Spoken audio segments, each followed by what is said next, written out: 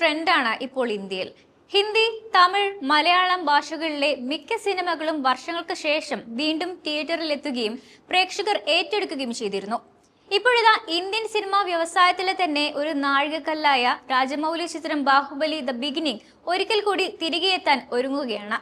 സിനിമയുടെ 10ാം വാർഷിക ദിനമായ ജൂലൈ 10-ന് ചിത്രം വീണ്ടും തിയേറ്ററുകളിൽ എത്തുമെന്നാണ് റിപ്പോർട്ടുകൾ. ആരാധകരുടെ നിരന്തര ആവശ്യപ്രകാരമാണ് വീണ്ടും റീ റിലീസിന് എത്തുന്നത്. SS രാജമൗലി സംവിധാനം ചെയ്ത് 2015-ൽ പുറത്തിറങ്ങിയ ഇതിഹാസ സിനിമയാണ് ബാഹുബലി ദ ബിഗിനിങ്. പ്രഭാസ്, റാണ ദഗുബാട്ടി, തമന്ന ഭാട്ടിയ, അനുഷ്ക ഷെട്ടി തുടങ്ങിയവർ മുഖ്യ കഥാപാത്രങ്ങളെ അവതരിപ്പിച്ച ഈ സിനിമയിൽ സത്യരാജ്, നാസർ, രമ്യ കൃഷ്ണൻ തുടങ്ങിയവരും പ്രധാന വേഷങ്ങളിൽ എത്തിയിരുന്നു. ആദ്യ ഭാഗത്തിൽ അതിഥി വേഷത്തിൽ കന്നഡ സൂപ്പർ താരം കിച്ച സുദീപും ഉണ്ടായിരുന്നു. തെലുഗു, തമിഴ് ഭാഷകളിലായി ചിത്രീകരിച്ച ബാഹുബലി മലയാളം ഉൾപ്പെടെ 6 ഭാഷകളിൽ മൊഴി മാറ്റി പ്രദർശിപ്പിച്ചിട്ടുണ്ട്.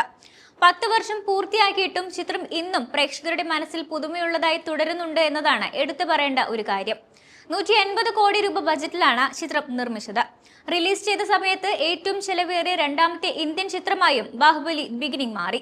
മാത്രമല്ല, സിനിമയുടെ വിജയം രാജമൗലിയെ ഏറ്റവും കൂടുതൽ ആവശ്യപ്പെടുന്ന സംവിധായകരിൽ ഒരാളാക്കുകയും പ്രഭാസ് ഇന്ത്യയിലെ ഏറ്റവും വലിയ ബോക്സ് ഓഫീസ് സെൻസേഷനായി ഉയരുകയും ചെയ്തിരുന്നു.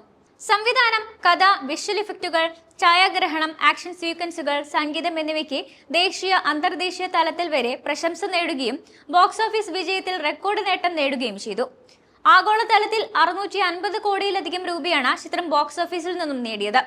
SS രാജമൗലിയുടെ പിതാവ് V. വിജയേന്ദ്ര പ്രസാദാണ് ബാഹുബലിയുടെ കഥ എഴുതിയത്.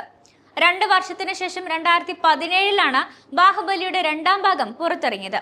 ഏകദേശം 250 കോടി ബജറ്റിലാണ് ഈ ഒരു ചിത്രം നിർമ്മിച്ചത്. മാത്രമല്ല, റിലീസ് ചെയ്ത സമയത്ത് ഏറ്റവും ചെലവേറിയ ഇന്ത്യൻ ചിത്രമായി ഇത് മാറുകയും ചെയ്തു.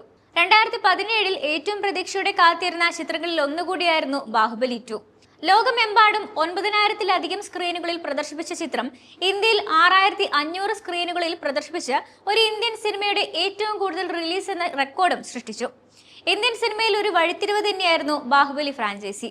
ചിത്രത്തിന്റെ സംഗീത സംവിധായകൻ MM കീരവാണിയാണ്. ചിത്രത്തിലെ ഗാനങ്ങളും BGM-ഉം ഇന്നും പ്രേക്ഷകരുടെ മനസ്സിൽ പതിഞ്ഞിരിക്കുന്നവയാണ്. അതേസമയം ബാഹുബലിയുടെ 3ാം ഭാഗം വരുന്നുവെന്ന വാർത്തകൾ ഈ അടുത്ത് വന്നിരുന്നു. എന്നാൽ 3ാം ഭാഗം അണിയറയിൽ ഒരുങ്ങുന്നതായി നിർമ്മാതാവ് KE ജ്ഞാനവേൽ സൂര്യചിത്രമായ കങ്കുവയുടെ പ്രൊമോഷൻ പരിപാടിക്കിടെ വെളിപ്പെടുത്തിയിരുന്നു. ശക്തമായ തിരക്കഥയുണ്ടെങ്കിൽ ചിത്രത്തിന്റെ 3ാം ഭാഗം ഉണ്ടാകുമെന്ന SS രാജമൗലി മുൻപ് സൂചന നൽകിയിരുന്നു.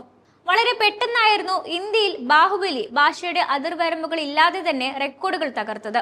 അതുകൊണ്ട് തന്നെ റീ റിലീസും പ്രേക്ഷകർ ഏറ്റെടുക്കും എന്ന് തന്നെയാണ് പ്രതീക്ഷിക്കുന്നത്.